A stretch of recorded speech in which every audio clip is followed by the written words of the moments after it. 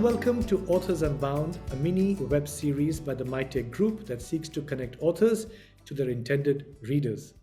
I'm Arpit Agarwal, and my returning guest today is Professor Ranjay Gulati with his sixth book, Deep Purpose, the Heart and Soul of High Performance Companies. Professor Gulati, for those who do not know him, is former head of the Organizational Behavior Unit at Harvard Business School. He also chaired the Advanced Management Program at Harvard. Professor Gulati is ranked as one of the top 10 most cited scholars in economics and business by ISI Insight. It is my absolute pleasure to be speaking with you again today, Professor Gulati. Welcome back. Arpit, thank you very much. It's a pleasure to be back with you again. Professor, let me start by asking you. You speak in the book of the pitfalls of when deep purpose leaders depart a company. These leaders very often come to embody the intent of the organization and represent, so to speak, the purpose of the company.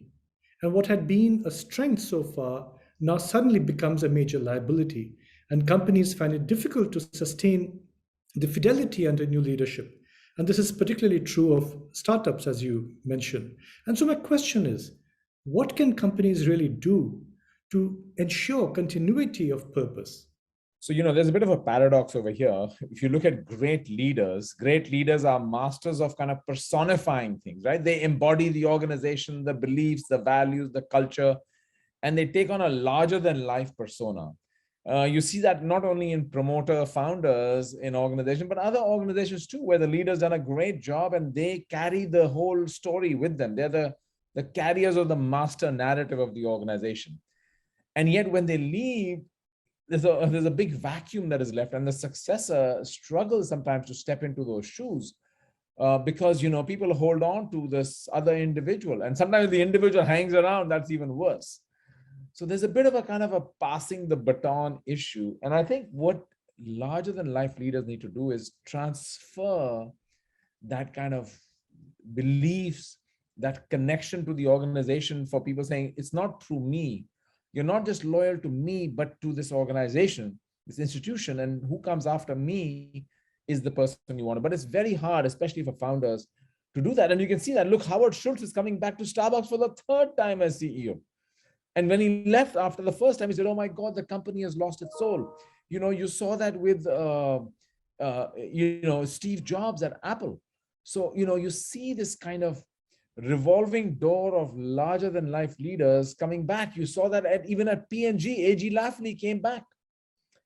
So in many instances, you see where you have a very successful, larger than life leader. And so this succession, passing the baton, but in some way also transferring that loyalty and commitment, not to me as a person, but to the organization. So who are you connected with becomes very important. Professor, I'm changing gears a bit. Through your experience and conversations with business leaders on the subject, what would you say be the earliest signs of purpose drift? Would you say it's staff disaffection? How does a leader know that perhaps we are drifting away from our stated purpose? So look, I think the first thing we know is that purpose decay happens exponentially as you go down the organization, right? So even in the best of times, the senior leadership kind of connects on purpose, but they are unable to kind of cascade it into or really bake it into the DNA in the bowels of the organization. So that's hard to begin with. So that's definitely an early marker that, are people thinking about it? Do they even know it? What are my new recruits? So go talk to your new recruits saying, hey, tell me about our company. Why are you here? Why do you choose to work here? What is it that really excites you about being here? And if they don't know, you've got a problem. But I think you have to look within, look in your board meetings, look at the notes of your board meeting. Did we even talk about our purpose? When we made strategic choices, when we made resource allocation decisions, when we made tough choices that we had to make, to what degree was purpose kind of salient in our minds? And you see some companies doing interesting things. Johnson & Johnson did a whole purpose. They have their credo challenge. Let's ask ourselves, do we really need it even? Is it meaningful or not? And if not, let's ditch it. Or do we need to modify it? So you kind of do this kind of purpose refresh. And in some cases, you actually say, no, we need a new purpose. That's what happened in Microsoft, right? There was a resetting of the purpose. If you look at Best Buy, the largest electronics retailer in the US, they've had multiple purposes over time. Every 10, 15 years, they've said, let's step back and ask ourselves, what's our place in the world? So you start to see organizations not only, and I want to remind you, purpose is not just a statement. So let's not get confused. Purpose is not a purpose statement. Mahindra, who I looked at, Mahindra did a refresh on their purpose as well under Anand. So, but it's more than a statement. It's what you do with those words. It's how connected your organization feels to an ideal, which happens to be stated in some words, but behind the words is something bigger, an ideal. So are we really connected to an ideal? When we are imagining our future, are we thinking about it? The last one I'll say to you is, purpose inherently forces you to think long-term about your business, the long-term viability. It's kind of when you ask the existential question, you're naturally forced to think long-term.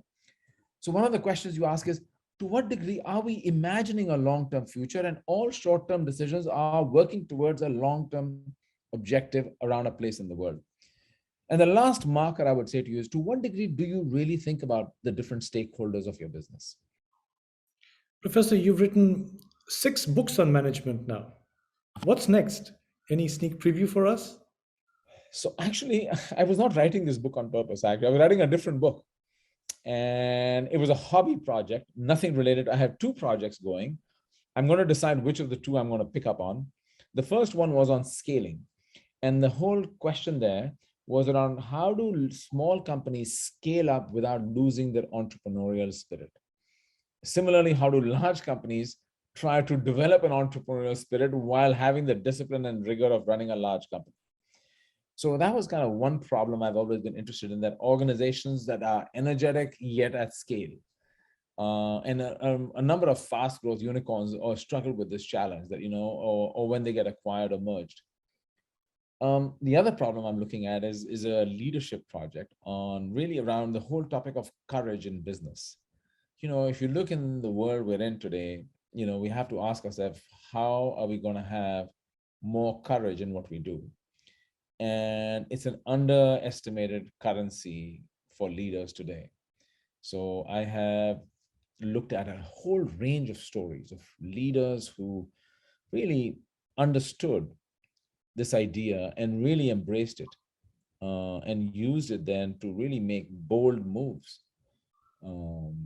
And so both these projects are hovering, they're connected in some way also, but they'll happen sooner than I would like. They're both half-baked, so I'm not starting from scratch. So stay tuned. Okay. So viewers, that is about all the time we have today. We will have to leave it there, I'm afraid. But before we call it a day, let me read out an excerpt from the book. This is on page 19. Leaders sometimes become uneasy at the mention of morality, but we should remember that morality and markets have never been as diametrically opposed to each other as it might seem. In the book, The Theory of Moral Sentiments, Adam Smith argued that humans aren't merely selfish, but also inherently sympathetic towards others. In contriving to bypass morality and avoid taking principled stands in the course of doing business, we risk conducting commerce in ways that contravene our very humanity. That's wonderfully put. Thank you so much for your time, Professor. It's been such a pleasure. Arpit, thank you very much. It's really been a pleasure talking to you and trying to answer your insightful questions. So appreciate it. Viewers, this book is available in India. Grab a copy if you can. And if you've liked this video, please like it, share it, and subscribe to it. Thank you.